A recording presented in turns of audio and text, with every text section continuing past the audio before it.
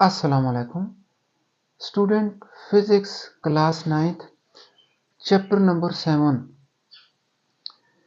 मादे की हरारती खसूसियात thermal properties of matter इसके MCQs करने जा रहे हैं।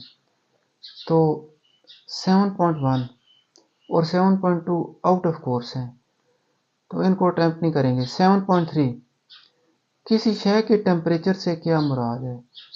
स्टूडेंट, किसी शय के टेम्परेचर से मुराद गर्म या ठंडा होने की शिद्दत, डिग्री ऑफ हॉटनेस और कोल्डनेस इज कॉल्ड टेम्परेचर। तो ऑप्शन जीम करेक्ट है। 7.4 हरारत क्या है। अल्फ मॉलिक्यूल्स की कुल काइनेटिक एनर्जी, बे इंटरनल एनर्जी, जीन मॉलिक्यूल्स का किया गया वर्क, दाल दौरान इंतकाल एनर्जी। तो स्टूडेंट, ये दौरान इंतकाल एनर्जी होती है, यानी एनर्जी इन ट्रांजिट, वो एनर्जी जो गर्म जिस्म से ठंडे जिस्म की तरफ हरकत कर रही होती है, उसको हरारत कहते हैं। ऑप्शन दाल करेक्ट है 7.4 की। 7.5 केल्विन स्केल में बर्फ के नुक्ता पिघलाव का टेम्परेचर क्या है। तो स्टूडेंट, हम जानते हैं कि सेंटीग्रेड में 0 डिग्री सेंटीग्रेड पर बर्फ पिघलती है। तो अब 0 डिग्री सेंटीग्रेड को केल्विन में चेंज करें तो हम ये इक्वेशन इस्तेमाल करेंगे। टी क्या है, इक्वल टू टी सी जमा 273। तो टी सी की जगह 0 डिग्री पुट करें और इसमें 273 ऐड करें तो हमारा आंसर 273 बनता है। तो 7.5 का ऑप्शन दाल करेक्ट है। 7.6 कौन सा टेम्परेचर सेल्सियस और फ़ारेनहाइट पर एक ही होता है। तो स्टूडेंट, ये एक ट्रिकी एमसीक्यू है, तो इसको समझना पड़ेगा। टी एफ फ़ारेनहाइट का जो टेम्परेचर है और टी सी का जो टेम्परेचर है वो आपस में इस मसवात के ज़रिए रिलेटेड है। तो या तो यहाँ पर आप टी सी की जगह कोई वैल्यू पुट करें तो आपका आंसर भी हल करने के बाद टी एफ बने, तो दोनों टेम्परेचर सेम होंगे।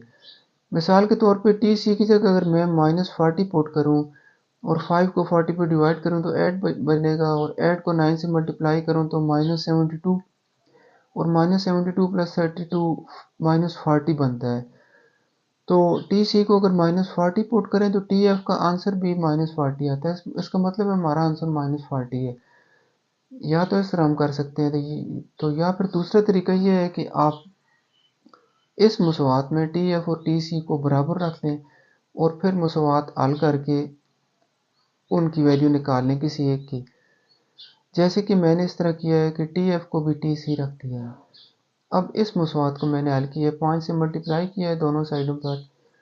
तो उसके बाद ये 9 टी सी इधर जाके माइनस सब्ट्रैक्ट होने के बाद -4 टी सी बनेगा, और फिर टी सी की वैल्यू निकाली है तो -40 आती है। मतलब कि -40 पर ये दोनों बराबर हो जाते हैं, टी एफ और टी सी। तो हमारी ऑप्शन -40 है। ऑप्शन अल्फ करेक्ट है 7.6 का। 7.7 is not included in short syllabus, so let us move to the next, which is 7.8। शीशे में माया थर्मोमीटर के अंदर अल्कोहल इस्तेमाल करने का एक नुकसान ये है कि ऑप्शन जी में करेक्ट, ये शीशे की ट्यूब को गीला करती है। हमने पढ़ा है कि एक अच्छे माया को जिसको थर्मोमीटर के तौर पर इस्तेमाल करते हैं, थर्मोमीटर के अंदर इस्तेमाल करते हैं, वो शीशे की ट्यूब को गीला ना करे तो उसको अच्छा समझा जाता है। लेकिन अगर गीला करे तो इसको ये एक नुकसान है। तो अल्कोहल चूँकि गीला करती है तो इसका एक नुकसान ये है। ऑप्शन जी करेक्ट। 7.9 पानी को थर्मोमीटर माया के तौर पर इस्तेमाल ना करने की बड़ी वजह ये है। स्टूडेंट, ये बेरंग शफाफ है, ये तो अच्छी वजह है। ये हरारत का अच्छा कंडक्टर नहीं है। ये बाकी इनमें से तो कोई ठीक नहीं लगता, अलबत्ता इसका फैलाव खित्ती नहीं है।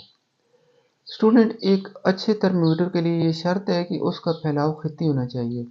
खित्ती का मतलब ये है कि हीट के मतलब बराबर इजाफे के लिए बराबर लंबाई में इजाफा हो, तो उसको फैलाव खित्ती कहते हैं, इंग्लिश में लीनियर।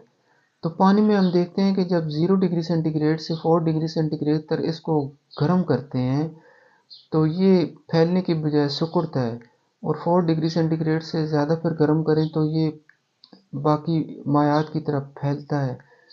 तो 0 से 4 डिग्री सेंटीग्रेड तक इसका जो बिहेवियर है, रवैया है, वो अजीब है, अजीब व गरीब है। तो इस वजह से इसको यूज़ नहीं करते कि इसका फैलाव खित्ती नहीं है।